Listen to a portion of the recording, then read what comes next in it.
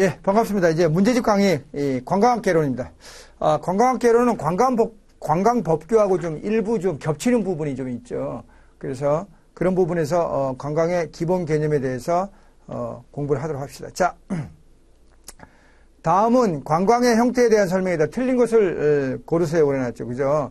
그래서, 익스피어런스 투리즘이라는 게, 지금 여러분들 제 이론 강의도 공부하신 분은 알겠지만, 이론 강의를 또 들으셨고, 또 제 이론서 가지고 공부하신 분이 이제 여기 계실 거고, 또 제 이론서를 공부하지 않으신 분도 있을 텐데, 여기서 지금 1번부터 해서 이런 문제들은요, 대체로 한 6번,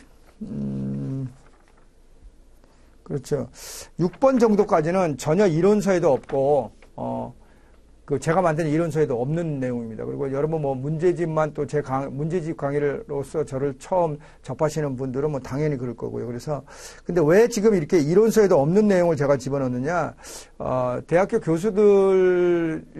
교수님들이 이제 대학교 교수님들이 출제위원으로 들어가기도 하잖아요. 그래서 그런 부분에서 그분들이 관심을 가지고 있는 최근의 관광의 트렌드, 그런 쪽을 반영한 문제예요. 그래서, 익스피어런스는 이제 경험관광, 체험관광인데, 과거에는 이제 보는 관광이 주가 됐는데, 이제는 가가지고 같이 체험을 해요. 내가 주인공이 돼서. 그것으로 바뀌고 있다는 거 맞는 얘기죠. 소셜 투리즘은 이제 이 소위 말해서, 관광의 사각지대, 소외계층에 대해서 이제 관심을 가지는 거잖아요. 그래서 특히 우리나라 여행 바우처 제도, 문화누리 카드가 이제 7만 원이 됐죠. 작년에 6만 원, 재작년에 5만 원에서 매년 만 원씩 올라가고 있죠. 그래서 여행 바우처 제도. 그 다음에 이제 거기 3번의 설명은요, 페어 투리즘, 공정 관광을 얘기하고 있어요. 그래서 어프로프리에이트 투리즘은 이것도 중요합니다. 소규모 인원의 관광으로 대규모 관광을 억제하는 의미의 관광이라고 할 수 있다는 거죠. 그 다음에 4번의 얼터너티브 투리즘은 보세요. 대한관광은 매스 투리즘. 매스 투리즘이 이제 대중관광이잖아요. 그쵸? 옛날의 관광은 여러분 상류층만이 누릴 수 있는 어떤 거였죠. 그죠?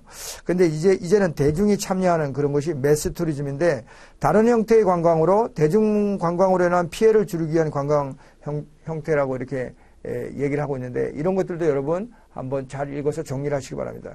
그 다음에 에코투리즘은 이제 생태관광인데요. 당연히 자연을 보호한다는 의미죠.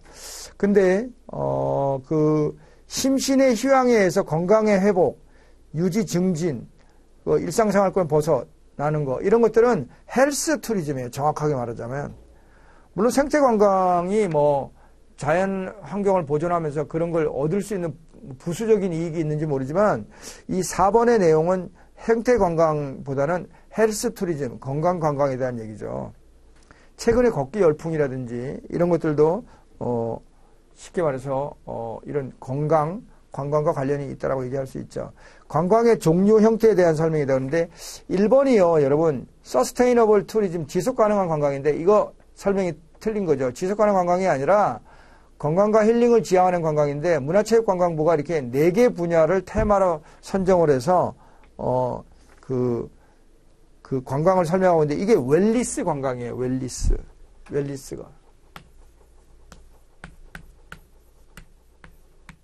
관광입니다. 그죠?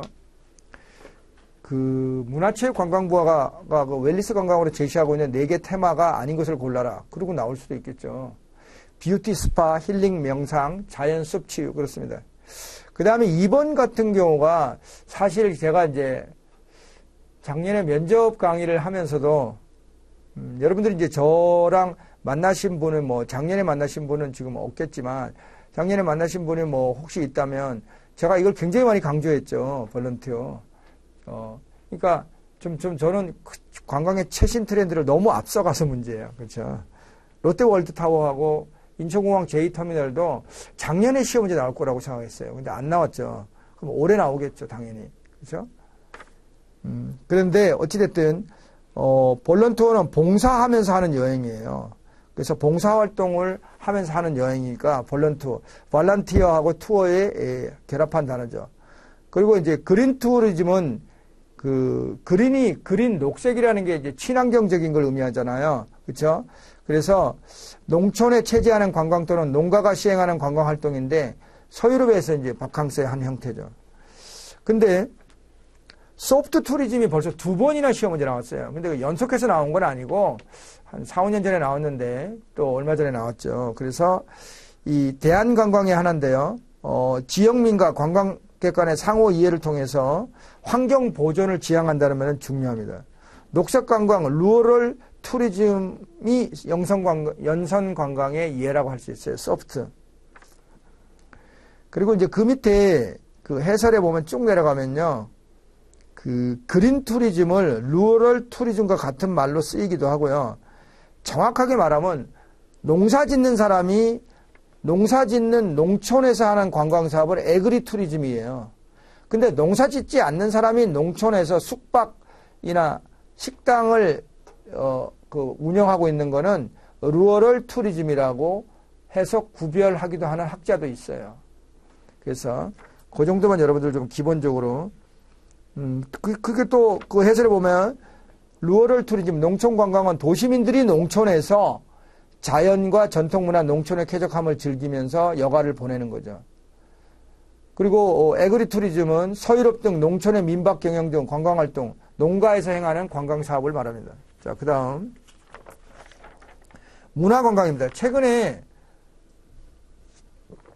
문화관광학과라는 또 개별적인 학과가 생길 정도로 문화관광이 굉장히 각광을 받고 있죠. 각광을 받고 있는데 주로 이제 여러분들 박물관이나 미술관 이런 거를 보기 위해서 관광하는 거예요. 역사적 장소, 그 해설해 보시면 알겠지만 축제나 이벤트, 음악, 춤, 공연 이런 것들을 다 문화관광에 포함시키고 있는 거죠. 특히 유네스코가요, 문화관광을 굉장히 장려하고 있다는 사실도 잊지 마시고요. 일본은 문화관광에 대한 어떤 정의인데, 이코모스가 아니라요, 한국관광공사가 정의한 거예요. 그렇죠. 그 다음에 이제 5번에 다음에 설명 중 옳지 않은 거랬는데, 여러분 1번, 2번 굉장히 중요하고요. 그죠? 그 다음에 3번은 서포팅 투리즘하고 그 6번에 나오는 그 스타디 투리즘하고 좀 유사해요. 근데 이걸 두 개 중에 어느를 설명을 해놓고 이 두 개 중에 하나를 고르라 그러면 고르기가 좀 어려워요. 그런데 이제 학자들마다 이렇게 달리 이렇게 용어로 설명을 하고 있기 때문에 제가 소개를 한 거예요. 그러니까 제가 이걸 갖다가 뭐 같다 다르다라고 이렇게 얘기하기 좀 어려운 부분이 있어요. 그래서 어찌됐든 이게 두 개 중에 서포팅 투리즘하고 6번에 나오는 스타디 투리즘이 굉장히 유사하거든요. 근데 그걸 같다 안 같다 이런 거는 여러분들한테 태기를 요구하지는 않을 거예요. 그래서 비슷하게 알고 계시면 돼요. 그래서 근데 이제 4번이 로우 임팩트 투리즘인데 이 로우 임팩트 투리즘은요. 이게 임팩트가 영향력이거든요. 그러니까 어떤 영향력을 가한다는 건 자연을 훼손할 수 있는데 로우 그러니까 영향력을 낮추는 거죠. 그러면 관광객들이 어떤 관광지에 대한 영향력을 행사한다는 건, 영향력을 준다라는 건 자연 파괴를 할 가능성이 있는데 그 자연 파괴를 줄이겠다는 얘기거든요. 그래서 대중관광의 자연 훼손으로 인한 반성으로 자연의 지속적 이용을 지향하는 관광이라고 얘기할 수 있습니다. 지금 제 강의를 들으시는 분은 다문화 가족도 있어요, 여러분. 한국말이 잘 이렇게 익숙하지 않은.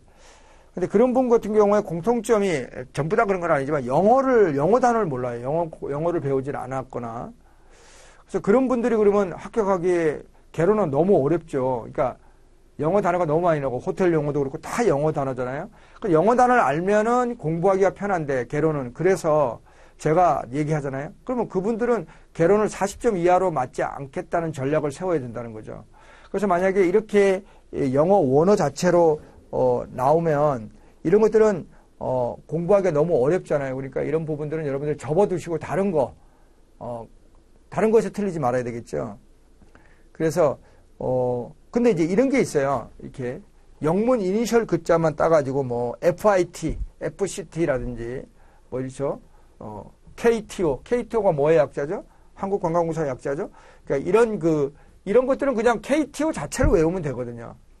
KTO가 뭐의 약자냐를 물어보는 문제가 있었는데 그런 문제는 이제 나오기 어렵고요. 나와도 여러분들이 그냥 맞추려고 하지 마세요. 25문제 중에 10문제만 맞으면 되는데 일단은 계획은 그렇게 세워야죠. 영어가 약하신 분 얘기하는 거예요. 그러니까 그걸 갖다가 여러분들이 매달릴 일은 아니에요. 그렇게 하고도 다 합격했어요. 근데 사실상 영어 단어 몰라서 힘들었다고 했는데 다 60점 이상 맞았어요. 근데 놀랍죠. 그러니까 뭐 제가 잘 가르친 게 아니고 그만큼 열심히 하시니까 좋은 결과가 나오는 거예요, 여러분. 제가. 그래서 이런 것들을 갖다가 그럼 다른 사람은 아는데 나는 이거 포기하셔도 돼요. 포기라는 표현을 제가 쓰기가 좀 그렇지만 어찌됐든 그렇습니다. 그러니까 로우 임팩트 투리즘. 영어 단어를 알면은 이게 바로 이해가 돼요. 영어 단어에서 뜻이 있으니까요, 의미가. 6번도요, 학교 그 종교 주관적으로 난민 지역이나 지금, 그 아프리카의 예멘의 난민들이 제주도에 와서 지금, 그 문제가 되고 있잖아요. 그 사람들은 뭐 일자리도 뭐 만들어줘야 되고 뭐 그런 거 있는데 그런 난민 지역이나 재발생지 빈민가를 찾아서 생생한 현상을 목적으로 하는 관광이 스타디 투리즘이죠. NGO, 해설을 보시면 알겠지만 NGO, 비정부기구, 시민단체죠. 시민단체와의 믿음을 바탕으로 사람들이 관광지로 선택하지 않는 곳에 가는 건데, 여기도 서포팅 투리즘도 마찬가지예요. 5번의 선지, 3번의 선지도 마찬가지죠. 그래서 기여와 빈곤, 역사, 환경, 파괴된 지역을 견학하는 것이 그치지 않고 그 개선, 잘못된 걸 고치려고 하는 관광을 그래서 NGO 주최하는 투어에서 많이 서포팅 투리즘이 있다라는 거죠. 그 다음에 이제 어반 투리즘인데 아까 루어럴이 농촌이잖아요. 루어럴. 근데 어반은 도시의죠. 자.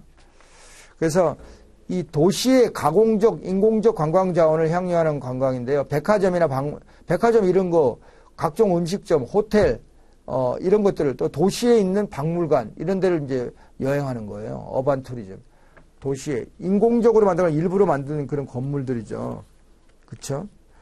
롯데월드타워 대표적인 도시의 그 가공적 인공적 관광 자원이잖아요. 그렇죠? 그렇죠?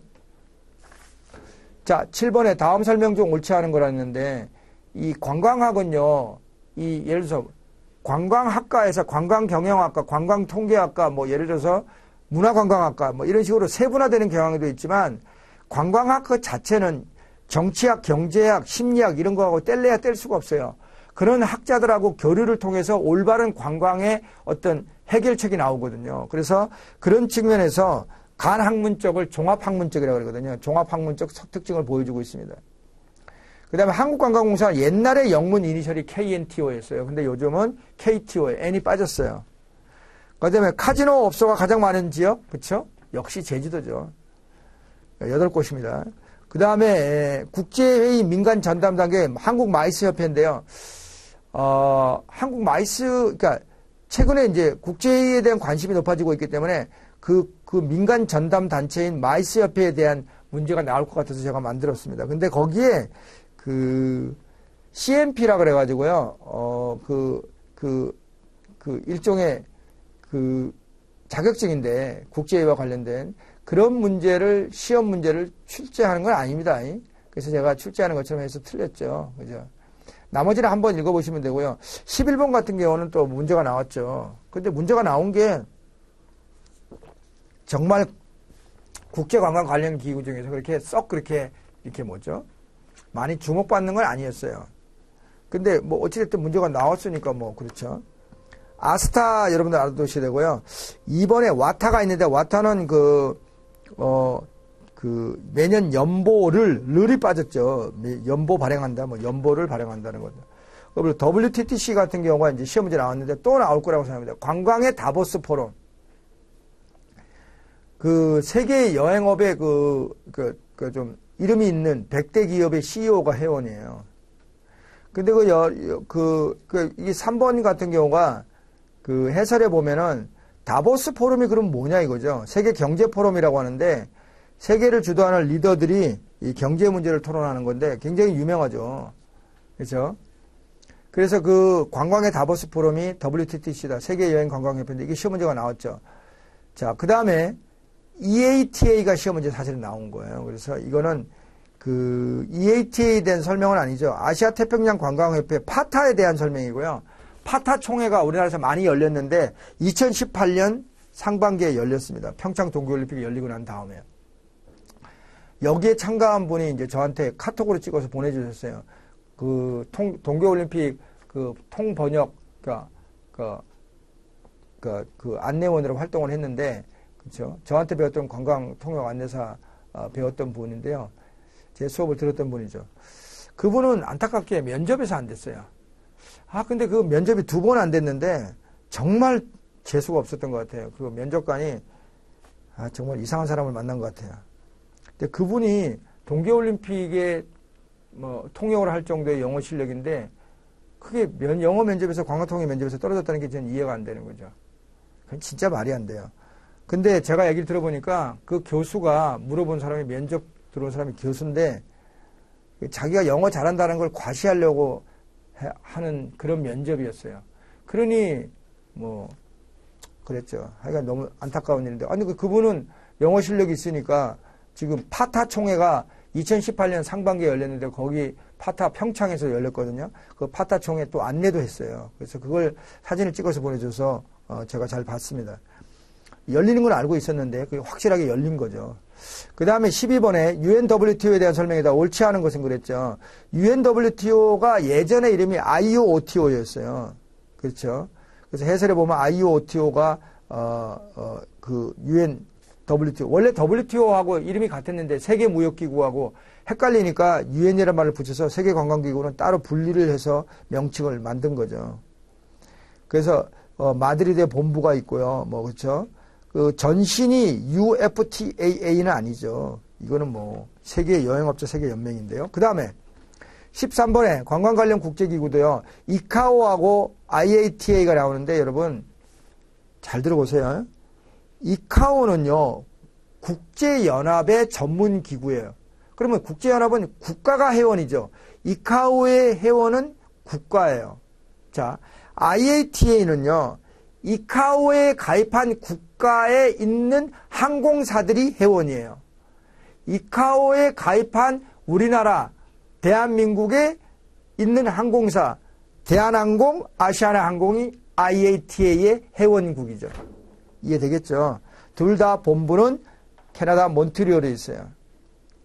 자, 그 다음에 BSP가 있죠. BSP. 그래서 IATA 항공 여객 판매금 결제 및 판매 보고 절차 표준입니다.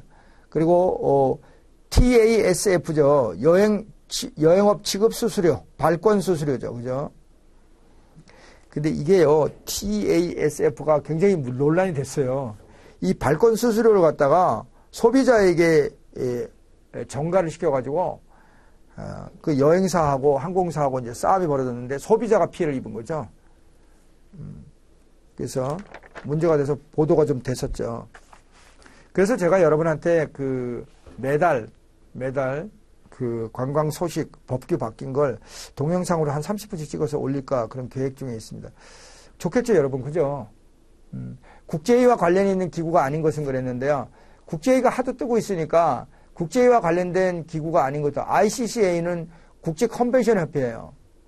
그리고 UIA는 너무나 우리가 좀 친숙한 게 뭐냐면 관광 통계를 발표하는 건데 국제회의 관련 우리가 1위를 했죠. 세계 1위를 했었죠. 그렇죠? 그랬는데 이제 이런 UIA가 관광 통계 같은 거 발표하는 그런 단체다. 그래서 그리고 AACVB는 아시아 국제회의 협회예요. 근데 이제 스칼인데요. 스콜이라고 그러죠. 스콜 인터내셔널이라는데 관광 전문가들이 참가한 세계 최대 민간 관광기구예요. 민간 관광기구. 민간. 여러분.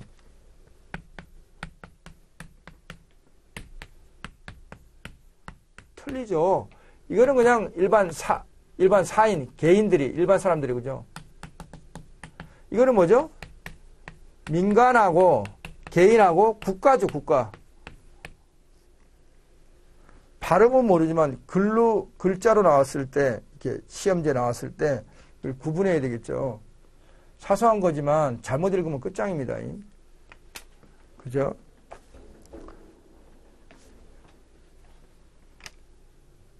화랑도가 뭐예요? 국사에서 죄송합니다. 화랑도가요? 반간, 반민의 성격이잖아요. 처음에 개인들이 만드는 자발적인 단체인데 진흥왕 때 국가적 조직으로 개편했잖아요. 반관. 그러니까 국가가 개입하기 시작하면서 반은 관청의 성격, 반은 자발적인 민간 개인의 성격, 화랑도. 민관도, 이것도 그렇죠, 그렇죠. 민관. 그렇죠. 그 다음에, 그래서 스칼 인터내셔널은 관광 전문가들이 참가한 세계 최대 민간 관광기구라서, 이거는 이제 국제해협하고는 조금 직접적인 관련은 없어요. 국제해협은. 그 다음에 15번에 관광과 유사한 용어들, 레크레이션하고 이제 여관데, 이걸 바꿔놨죠. 1번, 2번은. 3번은 이제 뭐 트래블에 대한 거고요. 그렇죠? 트래버스는 횡단 여행이죠. 트래버스는. 이게 중국과 보세요. 여기 우리나라 여기 영국, 스칸디나비아 반도, 이베리아 반도, 이탈리아 반도, 발칸 반도, 아프리카, 아라비아 반도, 인도, 말레이 반도, 인도, 차이나 반도, 여기 우리나라, 중국. 중국이 땅이 넓잖아요. 이렇게 가로로 왔다 갔다 하는 거, 횡단, 가로 횡자죠. 세로로 왔다 갔다 하는 거 종단. 근데 이 횡단은 트래버스라고 그래요. 트래버스.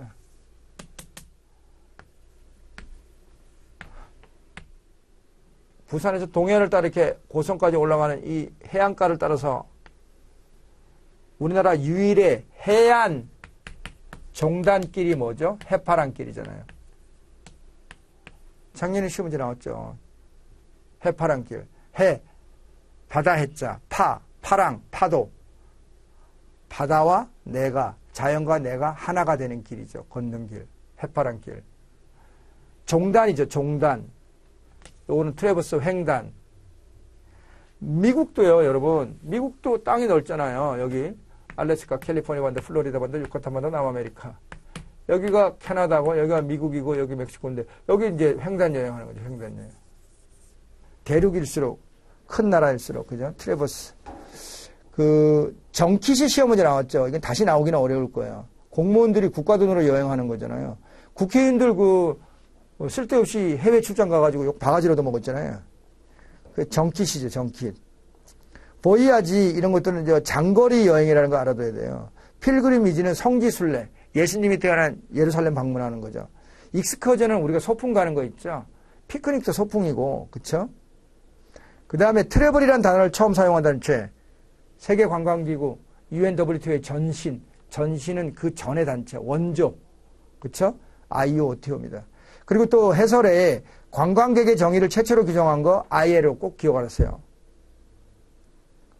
자, 그 다음에 관광객의 유행에 대한 건 제가 아마도 시중에 문제집이나 이런 건 없어요. 근데 제가 언젠가는 나올 것 같아서 제가 이렇게 해놓은 거죠. 사실은 여기에 이제 그 학자를 바꿔놨어요. 그래서 여러분 그 1번은 자르비스하고 메이오고요.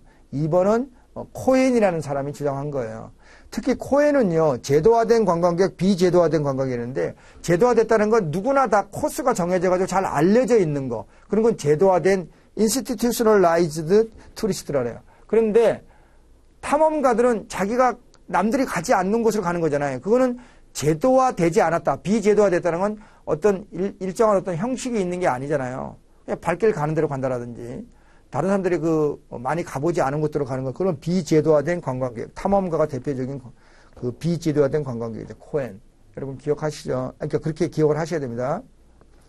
모험성의 정도에 따라요, 모험성이 강한 사람, 중간인 사람, 모험성이 약한 사람, 뭐 그런 식으로 S플로그가 답은 두 개입니다. 그죠? 코엔하고 또 S플로그는 새로움과 퍼실리티, 익숙함을 가지고, 새로운 곳을 좋아하는 사람, 늘 남들이 많이 가고 이런 곳을 익숙한 곳에 가는 것을 좋아하는 사람, 또 중간적인 것을 좋아하는 사람. 그래서 그런 걸 가지고 관광객을 구분하기도 했다는 겁니다. 됐습니다. 그 다음 18번 참 중요합니다. 이 문제가 왜 안 나오고 있나 생각이 들 정도죠. 우리가 이제 관광객이 뭐냐고 얘기를 하는 그런 과정에서 나온 거죠. 그래서 좀 지울까요?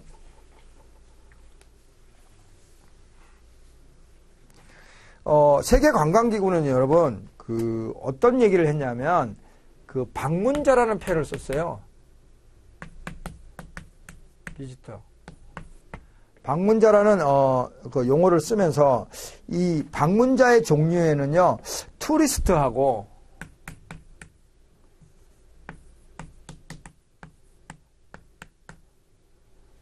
더 same인데 더를 same 빼버려. same day visit.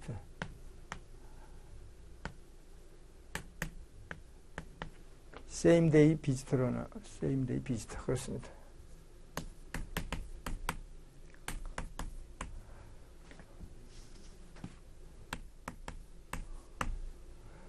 이거는요, 같은 날이라는 말이면 당일치기로 갔다 오는 거예요. 잠 안 자는 거죠. 이거 잠자고 오는 거죠. 그래서, 숙박을 하는 걸 투리스트, 방문지에서 최소 1박은 하는 거예요, 투리스트. same day visitor는 숙박을 하지 않고, 오는 거죠. 방문자. 그래서 이렇게 이제 두 개를 하는데, 이게 관광객이죠. 우리가 말하는 관광객이 이게 이제, 관광은 숙박을 해야 돼요, 관광. 그렇죠, 관광객. 우리가 말하는 일반적으로 얘기하는 게 이제 이런 건데, 그런데 또 이제 이 사람이 트래블러하고 또 이걸 또 구분을 해요. 트래블러.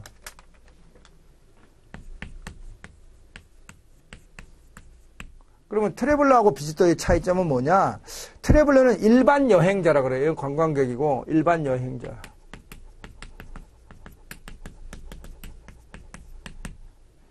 뭐 번역을 하는 거는 일반 여행자로 뭐 번역을 하든, 그건 여행자로 번역하든, 그거는 원어를 갖다가 한글로 번역하는 건 그 번역하는 사람의 생각이 들어가 있는 거지.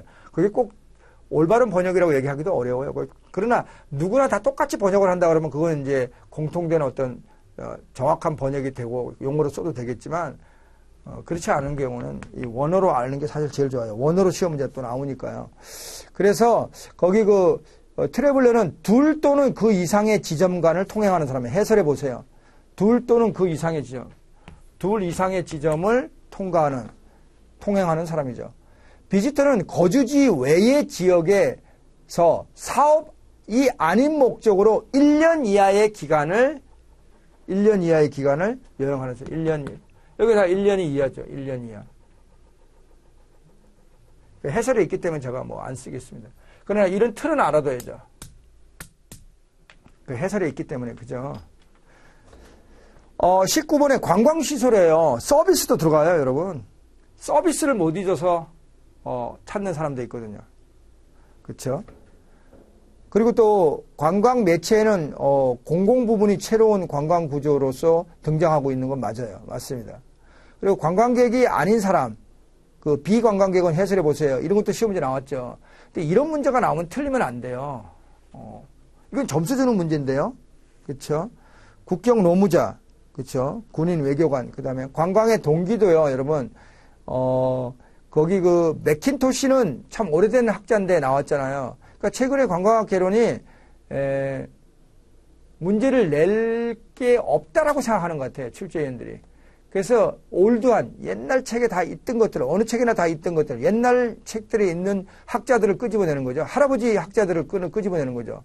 그러나 할아버지 학자가 아니고 젊은 학자들도 많이 있는데 굳이 옛날에 할아버지 학자들을 끌어내는 거는, 물어보는 건 뭐죠?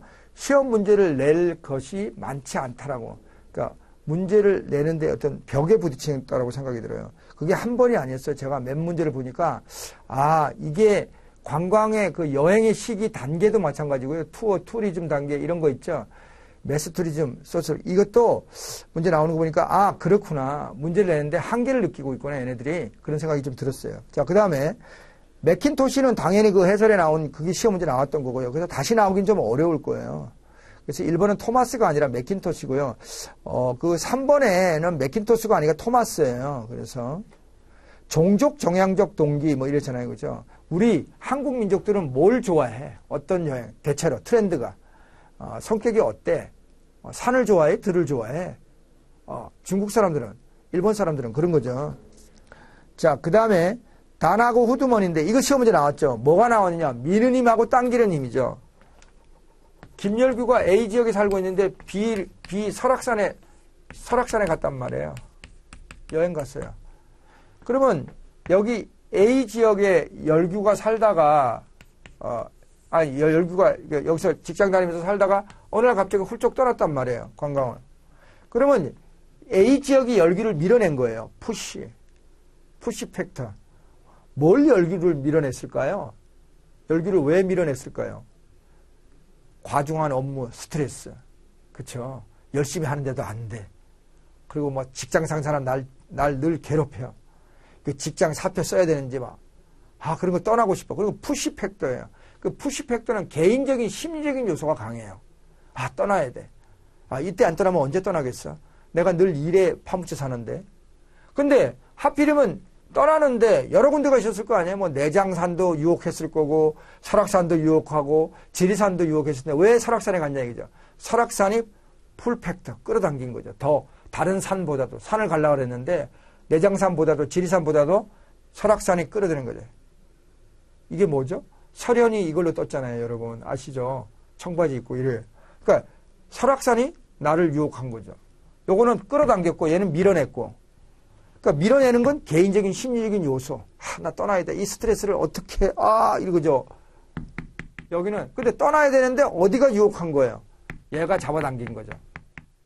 그래서 여기에 거기 보면은 단하고 후드먼, 호킨스 똑똑한 애들이에요.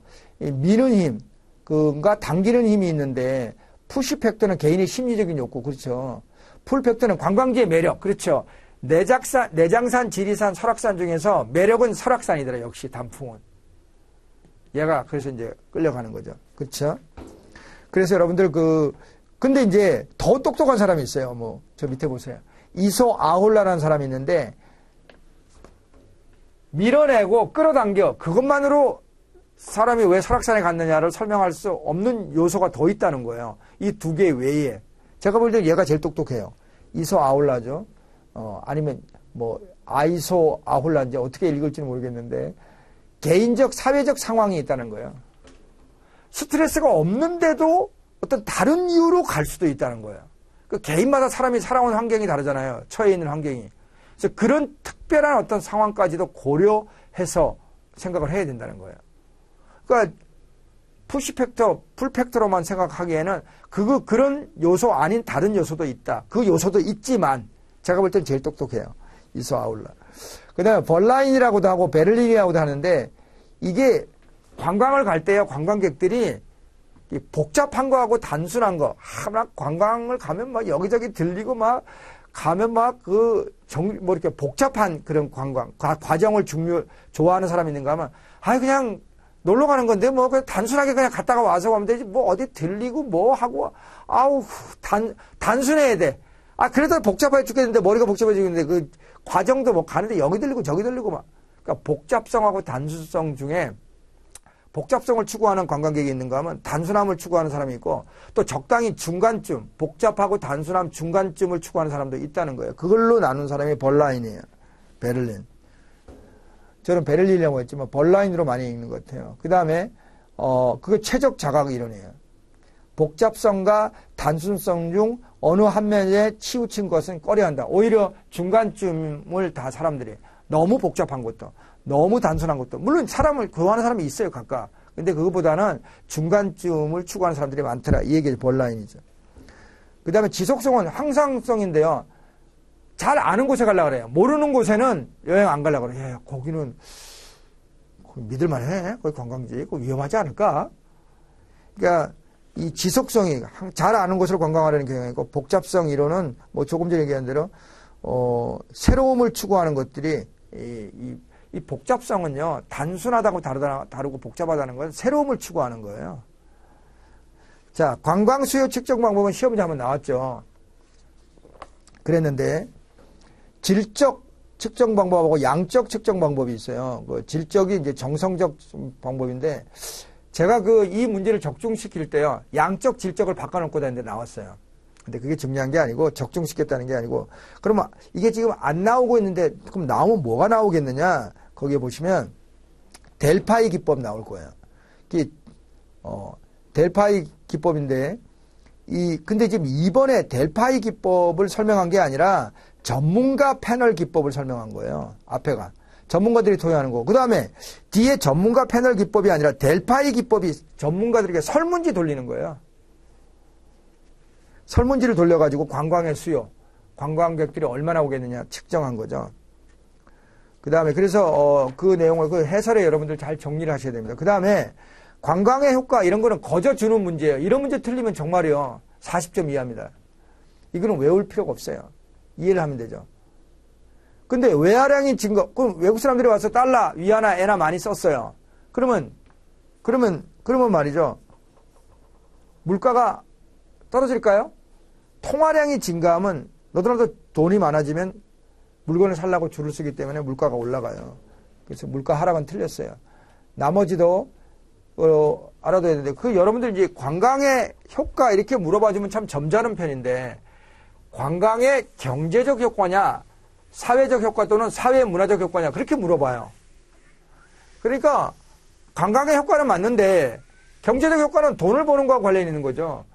사회 문화적 효과는 뭐 외국인들이 많이 오니까 우리나라 사람들 깨끗하게 옷도 입고 뭐 그전에는 막 길거리에서 함부로 뭐 거리에 침뱉고 뭐 쓰레기 버리고 그랬는데 이제 외국 관광이 또 오니까 의식이 높아졌다. 그러면 사회 문화적 효과예요, 관광에. 또 관광객들이 많이 오고 그러니까 소매치기 어떤 범죄율이 등장했다. 범죄율이 증가했다. 그런 것들도 사회 문화적 효과의 부정적인 측면이죠. 그래서 그런 것들을 여러분들이 기본적으로 알아두셔야 되겠다는 거죠. 자, 그래서 그 다음에 그 밑으로 갑시다. 23번. 이게 시험 문제가 나온 거잖아요. 그러니까 이 문제가 나왔다는 게 아니라 드디어 이게 이제 이런 것들이 이제 개론책에 어디에나 다 있는 책인데, 있는 내용인데 이런 것들을 문제를 낸다라는 건 문제를 내는데 한계에 부딪히지 않았나. 작년에 시험하고 재작년에 시험에서 조금 그런 걸 느꼈어요. 자, 그래서 그 옆에 그 도표에 보면 투어 단계가 참 길죠. 고대에서 19세기 초까지요. 오 마이 갓.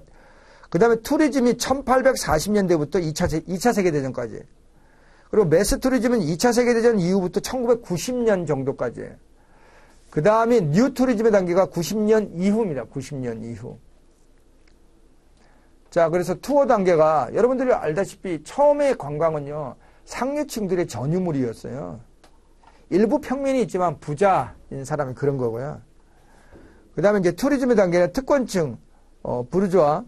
그러니까 이때는 이제 지식 욕구가 관광의 동기가 되는 시기이기도 해요. 투리즘의 단계가. 그 차이가 좀 있고, 뭐 여전히 상류층이, 근데 이게 부르주아라고 신흥 상구 계층, 상업으로 돈 번 계층들이 등장했죠. 산업혁명으로. 그쵸? 19세기죠. 19세기부터 18세기 후반 또는 19세기부터 이제 산업혁명이 일어나잖아요. 그죠? 그래서, 그러니까 회사 사장이 등장하는 거죠. 회사 사장. 부르주아입니다. 그것이 이제 투어 단계에서 볼 수 없었던 모습이고, 지식 욕구. 투어 단계에서는 종교심. 종교심이 뭐냐면 예수님이 태어난 곳에 간다라든지, 예루살렘 방문한 것. 그런 것이 관광의 동기인데, 투리즘의 단계는 지식, 배우겠다는 욕심. 그리고 이제, 매스 투리즘은 일반 대중을 포함한 전 국민이고요. 국민 관광이 된 거죠. 그래서 이 장애인이나, 돈 없는 사람도 여행을 할 수 있어야지 매스 투리즘이라고 할 수 있지 않겠니? 대중관광이라고. 그래서 소셜 투리즘이 된 거예요. 이제 소셜. 복지관광이라고 그러죠. 소셜.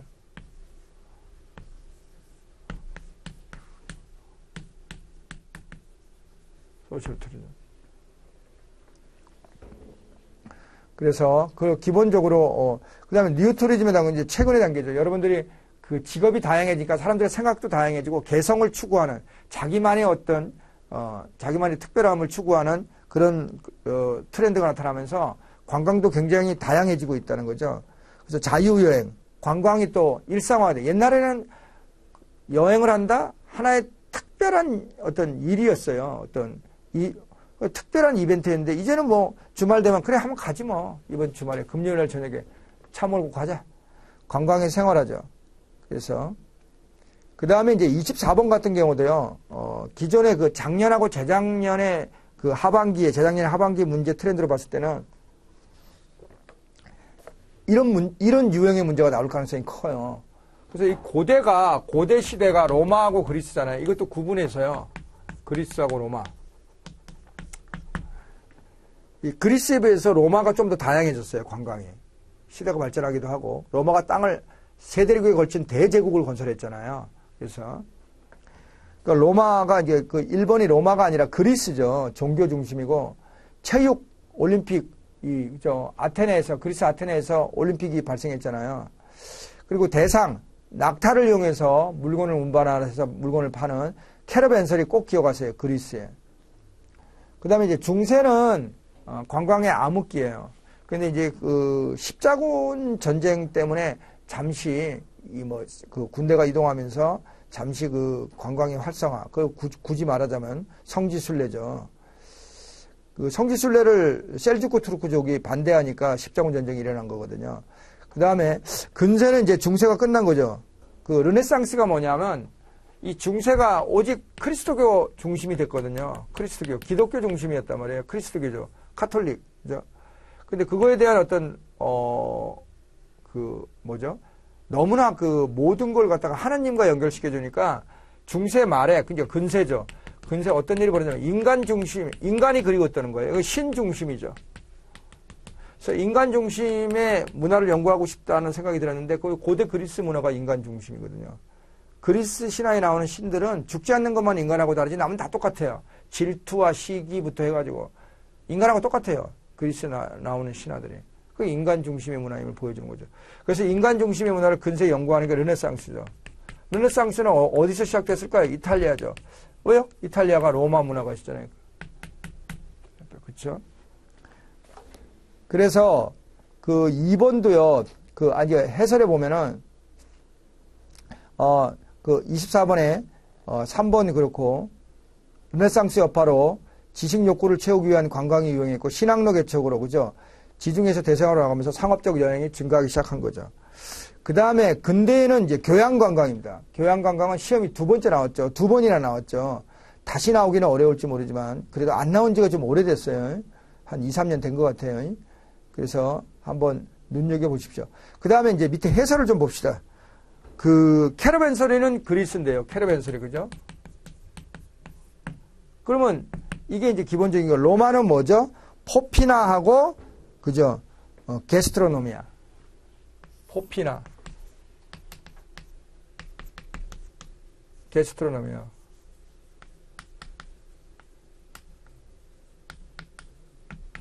식사하면서 포도주 마시면서 식사하는 거. 포피나 숙박과 그죠? 그 식당과 숙박을 겸한 거죠. 포피나. 그 다음 맨션.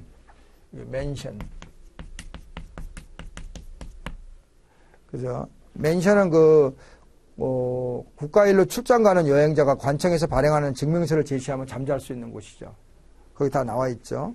자. 그 다음에 이제 25번에 이것도 이제 문제가 나올 때가 됐는데요. 그래서 그 고급 호텔의 대명사 리츠 호텔은요, 리츠가 만든 거고, 리츠가 뭐라 그랬냐면 여러분들이 많이 들어보시면 손님은 왕이다. 손님이 요구하는 건 항상 옳다. 그래서 호텔 서비스의 기틀이 손님이 항상 요구하는 것이 옳으니까 손님이 왕이니까 왕처럼 모시라는 거죠. 토마스 쿠크는 유명하죠. 이 사람은 그 여행업을 사회봉사기관으로 생각했어요. 그래서 못 사는 사람도 저가로 여행을 할 수 있어야 된다. 그 단체 할인 운임제도 이런 것들도 읽어보시고요. 그 3번이 그래서 이윤을 추구하는 기관으로 생각하지 않았어요. 여행업을 쿠크는. 그 다음에 이제 근대 호텔의 혁명왕은 스타틀러예요. 스타틀러. 그래서 일반 서민이 부담할 수 있는 가격으로 최고의 서비스. 그래서 일반 서민이 이용한다는 건 저렴한 가격으로 최고의 서비스를. 그래서 호텔을 누구나 돈 있는 사람만 이용하는 게 아니고 일반 사람이 다 이용할 수 있다. 그렇죠? 여기 호텔의 대조, 호텔 이용의 대중화.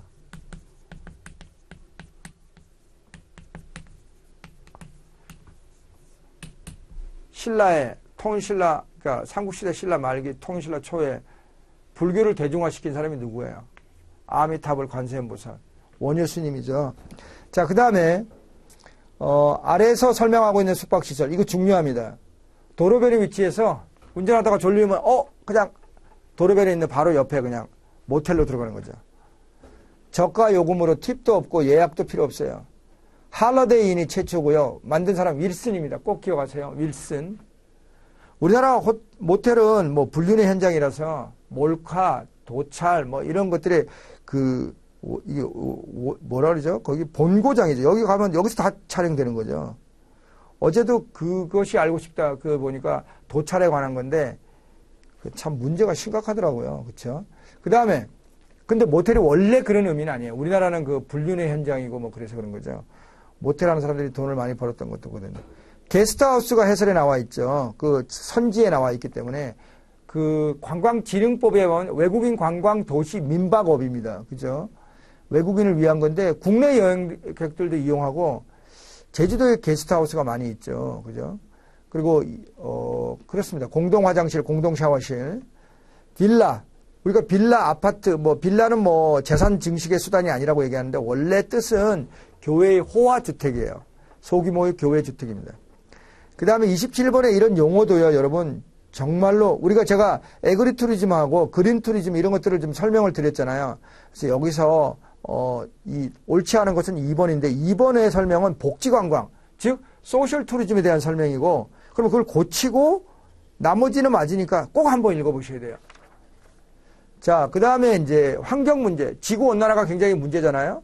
지구 온난화의 원인은 온실가스 때문에요. 온실가스는 CO2죠.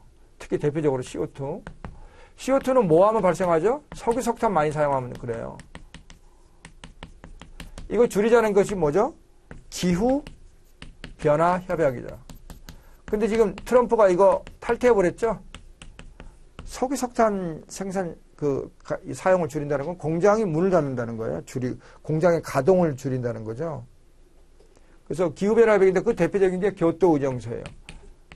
그런 거 이런 거 실천하기 위해서 교토 의정서죠. 그러니까 지구 온난화 방지하기 위한 거예요. 그래서 람사르 등록 습지, 우리나라의 등록 습지도 알아도 되고요. 몬트리올 의정서. 몬트리올 의정 오존층인데 오존층은요, 이렇게 지구 이렇게 일정 높이에 높은 곳에 있는 오존층은 태양의 해로운 자외선을 막아줘요. 근데 오존층이 파괴되면은 해로운 자외선이 우리 피부에 닿으면 피부암, 심하면 실명까지 한대요. 그 오존층이 파괴되는 원인이 뭔가 했더니 냉매제, 냉각시키는 냉매제로 사용되는 그런 걸 만들어내는 과정에서 오존층 파괴 물질이 발생한다는 거예요. 그러니까 우리나라 지금 문제가 뭐냐면 비닐 사용하는 거, 플라스틱 비닐과 관련된 것이 굉장히 심각하잖아요. 바다 거북이부터 해가지고 우리가 먹는 생선 이런 것들도요, 이미 미세한 비닐 성분이 우리 몸에 이제 거꾸로 들어오고 있다는 거죠. 그래서 이제 스타벅스라든지 이런 커피점도 지금 일회용 컵이라든지 이런 것들을 줄이려고 노력을 하고 있잖아요. 그죠? 그래서 어찌됐든 지금 환경 문제가 심각한데 해로운 자외선을 막아주는 오존층이 파괴되니까 해로운 자외선을 막아낼 수 없으니까 해로운 자외선을 막기 위해서 오존층을 보존하자는 거죠. 그게 몬트리올 의정서예요. 그 다음에 이제 나머지는 여러분 됐고요. 습지의 날과 세계 습지의 날, 세계 관광의 날도요. 2월 2일하고 9월 29일은 알아둬야 돼요. 람사르 협약 만든 날이 2월 2일이고 세계 관광의 날도 알아두세요. 9월 29일입니다. 27일입니다. 자, 그 다음에 30번에 2017년 현재 가장 최근에 지정된 람사르 등록 습지라 그랬죠. 이 순천이요, 여러분. 동천하고가 그나마 지금 시점으로 봤을 때 가장 최근에 지정된 거고요. 순천은 이미 람사르 등록 습지를 순천만 갯벌이 지정이 됐어요. 그러니까 순천은 두 군데가 람사르 등록 습지로 지정됐죠. 그리고 또 제가 나중에 또 관광자원 해설에 관한 동영상을 1시간 정도 찍어서 올릴 건데, 순천이 얼마 전입니다. 한 일주일 됐는데요. 순천이 유네스코 생물권 보전지역으로 지정됐어요. 보전지역. 우리나라에서 6번째라고 그러는데, 설악산을 비롯해서. 이 얘기도 제가 말씀을 좀 드릴 겁니다. 순천은 국가정원 제1호죠. 그죠? 유네스코 생물권 보전지역. 그러니까 순천이 이제 동천하구나, 갯벌 이런 거는 람사르 등록 습지. 그러니까 어떻게 보면 순천 그 자체가 자연 생태가 살아있는 하나의 어떤 지역이 돼버리는 거죠. 그렇죠. 그렇잖아요. 람사르 등록 습지 두 군데야. 유네스코 생물권 보전 지역이야. 일주일이 채 안 됐죠. 한 4, 5일 됐나요? 그래서 이것도 제가요, 신문에 나는 데도 있고, 안 나는 데도 있고, 방송을 제가 이제 보고 이제 메모를 한 건데, 이런 거 놓치면 여러분한테 또 피해가 가겠죠. 자, 이건 시험 문제 나올 가능성이 굉장히 커요. 그런데 제가 나중에 또 말씀을 좀 드릴게요. 그 다음에 다음 설명 중 옳지 않은 것을 골라라고 이렇게 했죠. SIT는 S가 스페셜이에요. 그래서 이게 단어를 알면 참 좋죠. 사람마다 어떤 그 개인이 특별히 추구하는 특별한 목적이 있잖아요. 그런 관광입니다. 네오투리즘은 네오가요. 이게 뉴라는 뜻이에요. 새로운. 그래서 한국관광공사가 개발한 독자적인 관광이고요. 인트라바운드는요. 원래는 이제 인바운드는 외국 사람이 들어오는 거고 우리나라 아웃바운드는 우리나라 사람 외국에 나가는 건데 인바운드는 인트라바운드는 인바운드에 플러스 알파가 있어요. 보세요. 인바운드는 보세요. 인바운드하고 아웃바운드하고 죄송합니다. 더메스틱 있죠. 더메스틱. 인바운드는 외국 사람이 들어오는 거고 아웃바운드는 우리 사람이 나가는 거고 이건 국내 사람, 우리나라 사람이 우리나라 여행하는 거거든요. 국내 여행하는 거거든요. 그러니까 지금 이거는 이 인트라바운드는 뭐냐면 인트라바운드라면 국내 관광을 활성화시키기 위해서 우리나라 안에 있는 외국인들도 국내 관광을 계속 즐길 수 있도록. 그래서 여기 뭐라고 돼 있냐면요.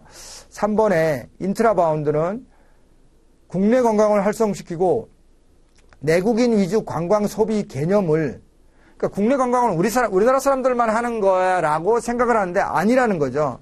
내외국인 공동 관광 소비 개념으로 바꾸는 거죠. 그러니까 국내 관광은 외국 사람이 우리나라에 들어와서 여행할 때 우리 국내에 그러니까 우리 국내에 살고 있는 외국인도 많이 있잖아요. 우리나라에 살고 있는 주한 미국을 비롯해서 우리나라에 거주하는 사람도 많잖아요. 외국인들. 그런 사람들이 국내 관광에 좀 더 적극적으로 국내 관광에 참여할 수 있도록 하자는 거죠. 그래서 꼭 국내 관광은 우리나라 사람들한테만 홍보해서 할 게 아니라 우리나라에 살고 있는 외국인들한테 이런 사람들에게도 적극적으로 홍보를 해야지 국내 관광이 활성화된다. 그런 개념에서 등장한 게 인트라바운드인데 시험 문제 한번 나왔죠. 근데 다시 나오기는 좀 어렵지 않나 그런 생각이 듭니다. 그 다음에 이제 4번은 루어럴 투리즘이 아니라 투리즘 테크놀로지예요. 이제 물론 한 10몇 년 전, 그러니까 뭐 2007년이니까 10년이 넘었죠. 그 관광사업의 부가가치, 이익을 높이는 지식, 기술, 노하우 이런 통계적 지식 이런 걸 동원해서 새로운 관광의 패러다임을 만드는 것을 목표로 하는 겁니다. 그 다음에 이제 32번 의료관광의 의미는 다음 시간에 하도록 하겠습니다. 예, 수고하셨습니다. 예.